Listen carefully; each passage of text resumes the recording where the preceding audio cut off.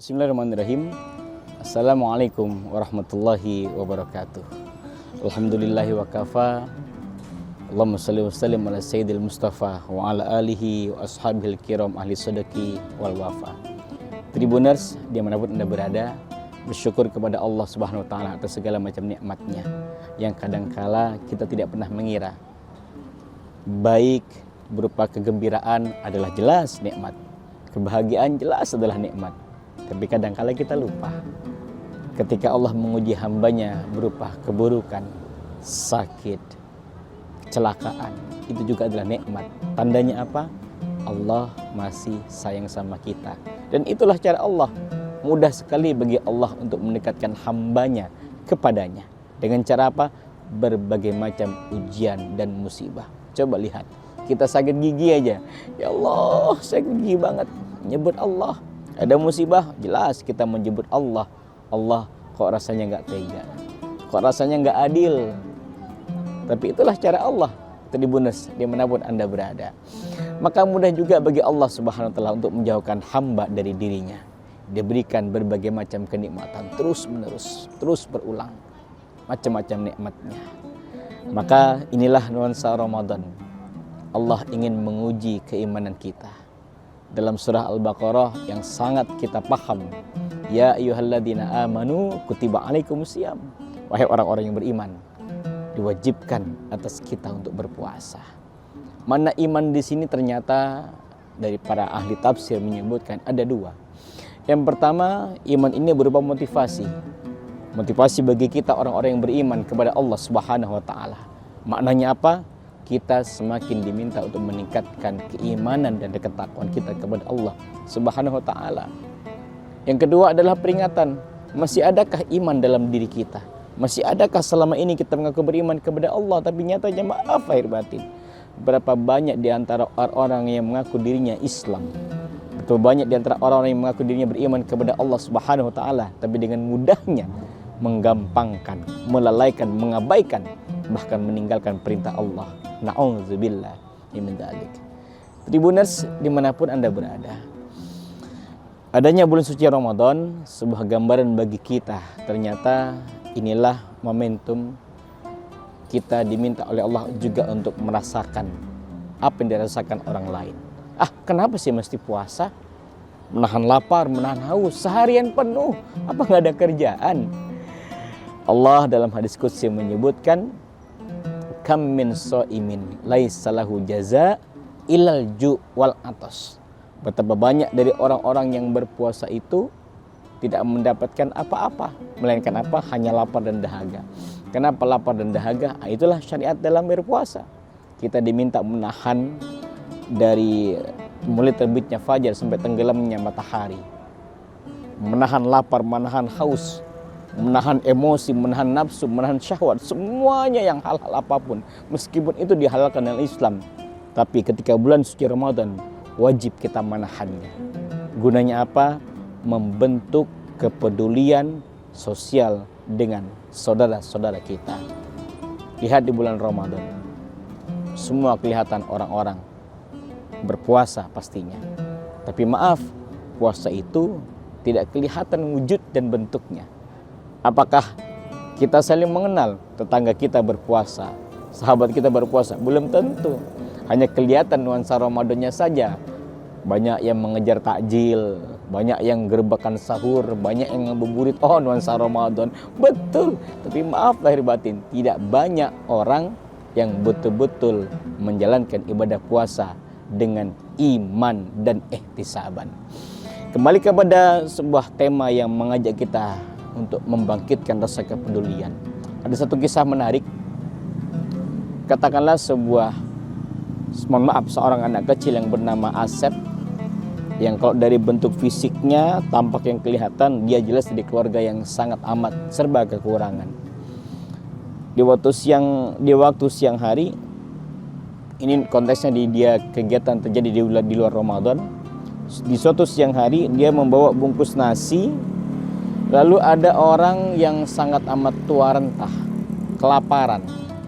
Si Asep tadi melihat orang tua tadi, terenyuh hatinya. Kayak, sudah makan?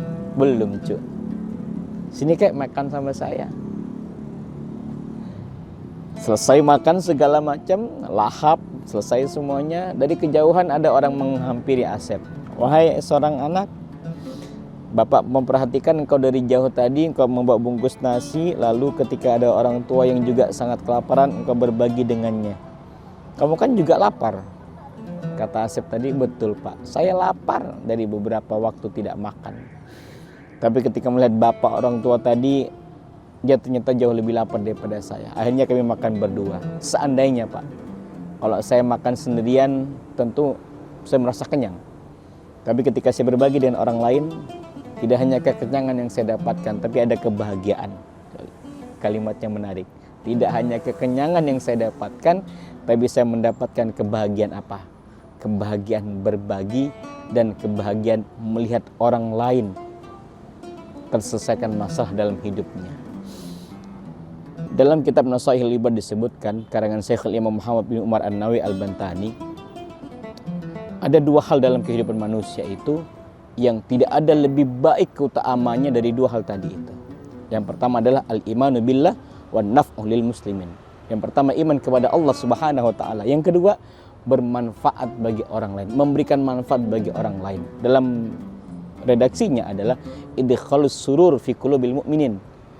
Asep tadi melihat orang bapak tua tadi bahagia dan dia bahagia tuntas dengan kelaparannya.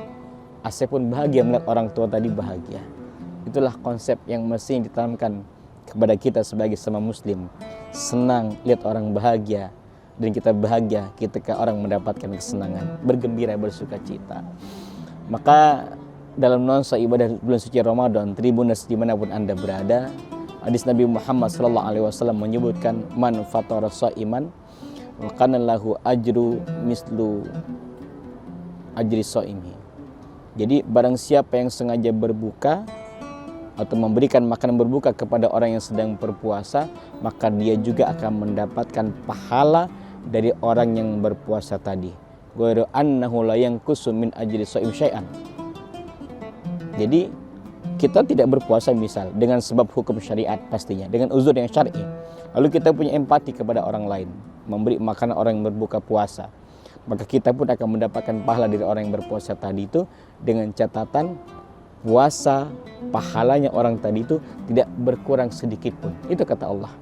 Asyamu li wa ana ajzibi. Allah itu mengabarkan kepada umat Nabi Muhammad SAW agar betul-betul beribadah dalam menjalankan ibadah nuansa Ramadan. Karena apa? Asyamu li, kata Allah, puasa itu hanyalah untukku, wa ana ajzibi.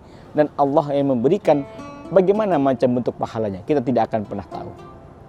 Tidak akan pernah tahu.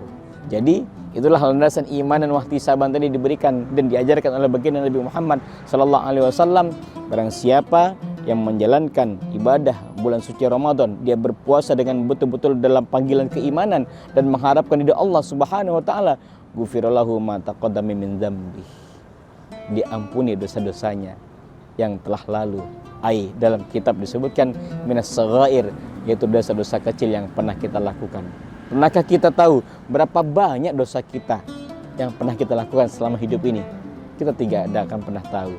Maka bersyukurlah Allah menjadikan umat Nabi Muhammad kita ini menjalankan ibadah suci Ramadan dengan iman dan ihtisab, mengharapkan dari Allah Subhanahu wa taala agar apa? Dosa-dosa kecil kita diampuni oleh Allah Subhanahu wa taala. Tribuners dimanapun Anda berada, ayo jadikan momentum Ramadan kali ini sebuah introspeksi diri, muhasabah diri. Ramadan kali ini jadikan Ramadan yang paling istimewa. Meskipun nuansanya mungkin sama, menjalankan perintahnya sama, tapi nilai kualitasnya pasti jauh lebih berbeda dan lebih baik lagi. Tahun kemarin kita puasa, sekarang kita puasa. Tahun kemarin kita ikut tadarusan di bulan suci Ramadan, maka sekarang pun kita ikut tadarusan di bulan suci Ramadan. Apa yang menjadikannya berbeda? Bagi seorang hamba yang betul-betul merasakan nikmatnya iman dalam dirinya, maka dia akan berkata, "Duhai Allah, seandainya Ramadan kali ini adalah Ramadan yang terakhir dalam hidup hamba, aku minta kepada Engkau ya Allah, jadikan Ramadan ini adalah Ramadan di mana dosa-dosaku Engkau ampunkan, segala pintaku Engkau kabulkan, dan Engkau bebaskan diri ini, dijauhkan dari api neraka-Mu." Para ulama salafun salih, orang-orang alim yang telah mendahului kita, yang betul-betul merasakan nikmatnya bulan suci Ramadan. Ketahuilah Tribuners, mereka itu selama 6 bulan sebelum Ramadan sudah bergembira menyambut kedatangan Ramadan. Padahal masih jauh, 6 bulan, bayangkan, Masya Allah. Senang mereka dengan harapan Allah menyampaikan mereka sampai di bulan Ramadan.